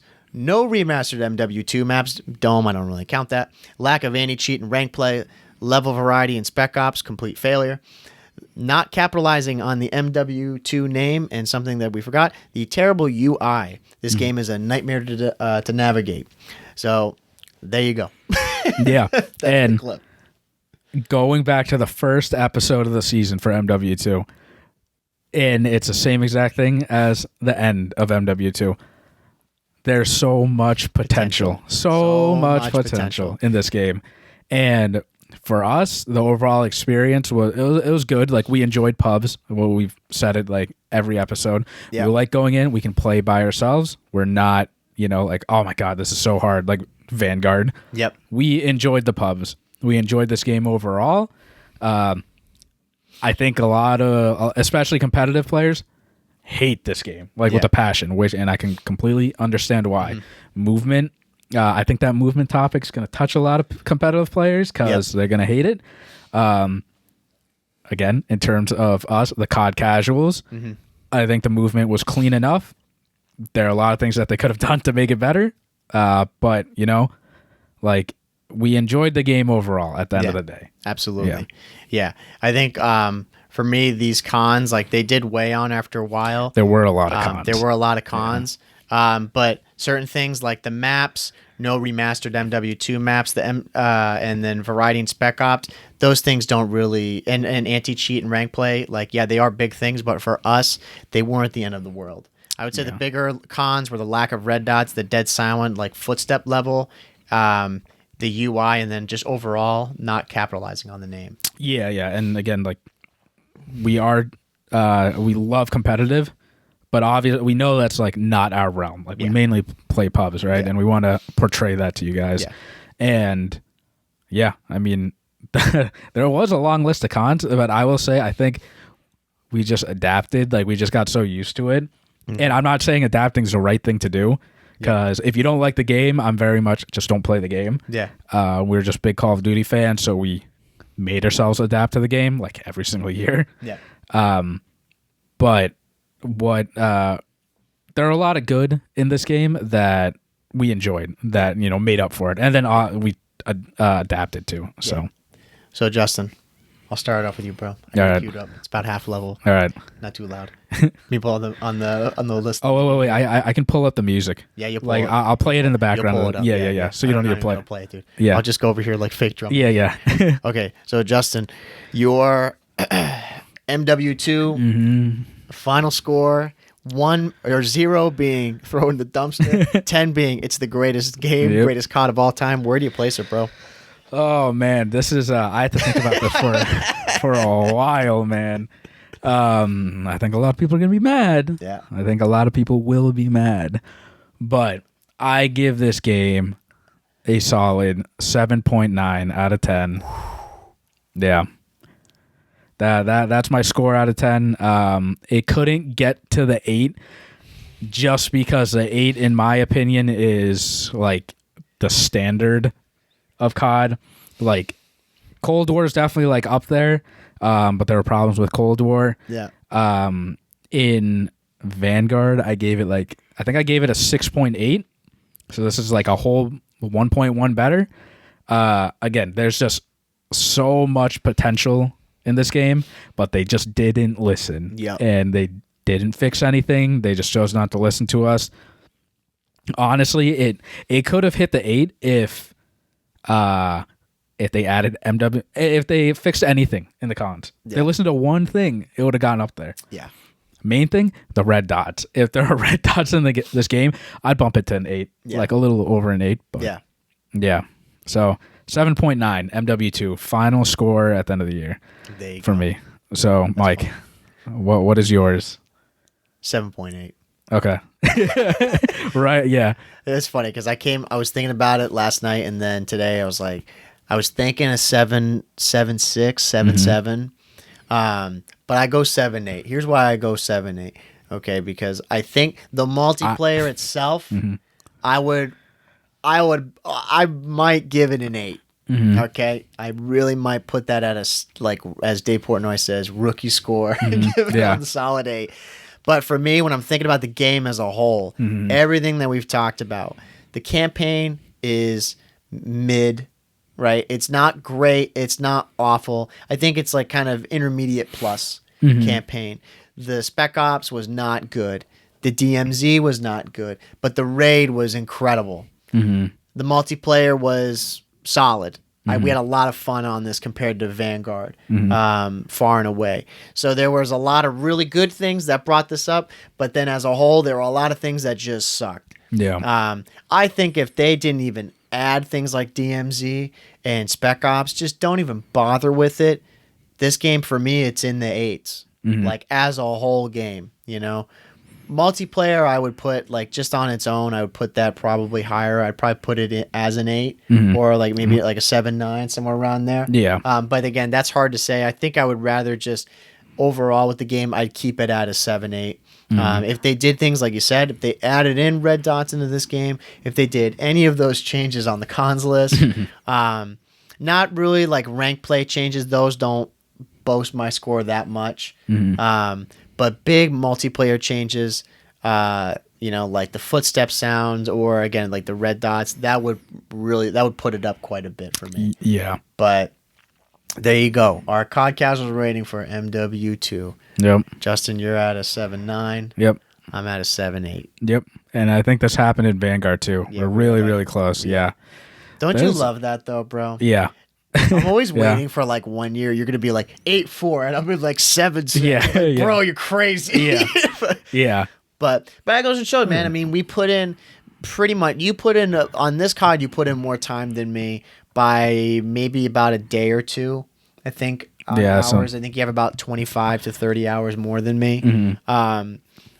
And that shows. Like we've pretty much played. I don't know. I'd say what do you want to say? 95% of the game we've played together. Yeah. Somewhere I would around say. there. Yeah. And there you go. Like our rating is pretty much. We couldn't be closer. Yeah. You know. Yeah. Like I was thinking, I was like, do we just say it at the same time? Like 1, 2, Yeah. you know, that's the way we'd both be like 7.9, 7.8. Yeah, we're 0.1 point away from each other. You know? And I think that's pretty fair. I mean, it is far better than, I think it's the best. It's the second best COD within recent years, which again, that's talking about Cold War, MW 2019, Vanguard, and this one. This now ranks at number 2. Yeah. And again, just multiplayer. You know, you talk to CDL people, they think we're crazy. And because we are in that aspect. If you're talking about CDL, that's a whole other thing, right? But just as a game as a whole, you know, for the millions of people who play it, that's campaign, multiplayer, everything that we talked about in this and everything that's in those timestamps there. That's where it goes for us as a multiplayer Call of Duty. It's a good one. It's not. It had the potential to be great, to live up to that year. From 2009, but it does not. It fell short on that aspect. There were quite a few things that it just, you know, I think honestly they shot themselves in the foot. Yeah. It was their own doing as to why it wasn't a better COD. Yeah, and obviously the bulk of this is like we're rating it as a Call of Duty as a whole, but the bulk of it is multiplayer, right? Yeah. And they did shoot themselves in the foot, and the answers were right there in front of them. Right. The community wanted them. The community had the answers for them. They just went against it. Yeah, they went against it. Like we said it so many times. If they added red dots and they made Dead Silence a perk, this game would definitely go up like at least half of it. Would be in the 8s for me. Yeah. If that was in. Yeah. And I mean, I'll tell you right now, like we'll quote it. I'm saying now, with MW3, the way this is already looking, this is already in the low 8s. Yeah. This game's already, like for me, it's already, I haven't even played, I've played a handful of hours of it from the beta. This game's at like an 8.2. Yeah. Yeah. You know, they've done the base, like the basics of this. Yeah. And they've done them correctly. That's where that game falls. This could have been like for CODs that have innovated and added new stuff, this could have been up there. And yeah, there were just certain things they totally missed the mark on. And it's unfortunate. Yeah. And, you know, Sledgehammer took advantage. And they reverted a lot of stuff that Infinity Ward took away. Yeah. And now the game's like already at an 8 minimum for us. So, yeah, exactly. You know, but I mean, you know, besides looking at like all the content stuff, overall, like I had a good year. Yeah. I had a great year, bro. Yeah, I had a really good year in terms of like, bless you, like CDL. You know, we got to go. We had our first ever Boston event. Yep. We've been asking for that since Cold War. We wanted a Boston team, and we got it. We got that, and then we got a major, and that was awesome. That was so cool going to like our hometown, and we got our own major, and we got to support our team. Yeah. Ranked. I'm so glad that they added. This was like the first year where we really played ranked together. Yeah. Vanguard, we played ranked, but like we know what happened in Vanguard. Like we just didn't like that game that much. Yeah. It was a struggle for us to hop on, right, and play every game. This was way more fun. Yeah, way more fun. But overall, like successful year. I'm glad we went through it. We're going to do it all again, boys and girls. We're going to do it all over again. Another 750 hours in the book. Man. Yeah, yeah. Maybe even more, depending how this game is. Yeah. You know? So, but yeah, dude, this is the end of season 3. Yeah, that's end of season 3.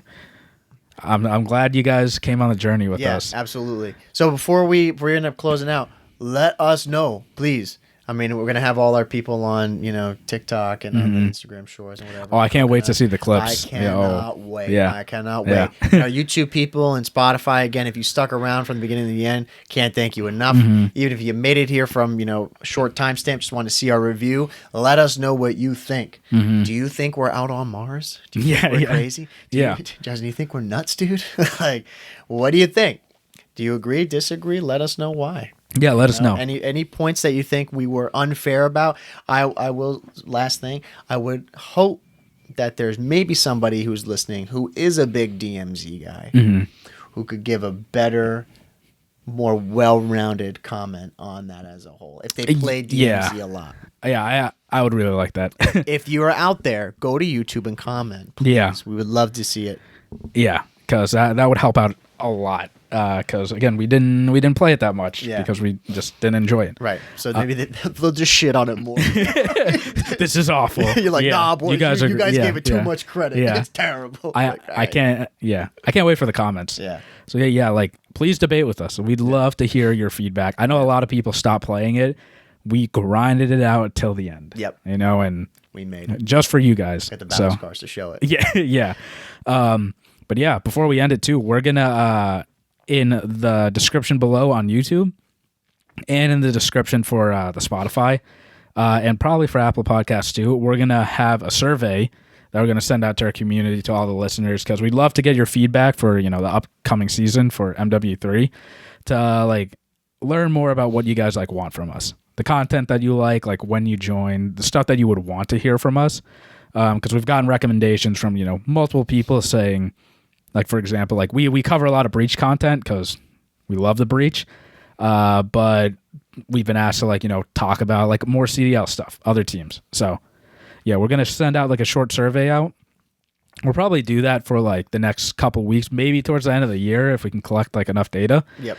But yeah, we just want your feedback, what you want from us, because again, we want this to feel like a community. And the survey will help us out a lot. Yeah. And we want to make MW3 feel different, especially, which I'm going to say right now, I think that this game, it can be a top 5 Call of Duty in everyone's eyes. Absolutely. So if we get a top 5 COD and we build a really cool community, that'd be great for the season. It'd be an insane season. Yeah. Just getting better every year. Yeah, exactly. So I hope you guys really enjoyed this review. Season 4 of the COD Casuals starts next week, next episode, which is let's go, baby. That's insane. Ready for it. Yeah, I'm ready for it. But yeah, thank you guys for listening. If you're on YouTube, make sure to like, comment, and subscribe. Definitely leave what you rate this game out of 10 if you agree with us, if you think we're nuts and you absolutely hate this game. We're on anchor.fm/the COD Casuals, where we're on Spotify, Apple Podcasts, Google Podcasts, all of that. If you're on Spotify, make sure to go answer the poll and any question that we leave there, because we definitely check that out and we publish them so everyone can see them. We're on TikTok, Instagram, YouTube Shorts, and if you want to listen to the whole episode, I know this episode's really long, you can go over there, go check out the clips, and let us know what you think. But yeah, man, we covered everything. MW2. It's in the books, bro. It's in the books. Thank you for going on for the ride with us. This has been season 3 of MW2. I almost said MW3. But thank you, everyone. This has been episode 142 of the COD Casuals. We're your host, Justin. And I'm Mike. We'll see you guys next season. Take it easy, everybody. See ya.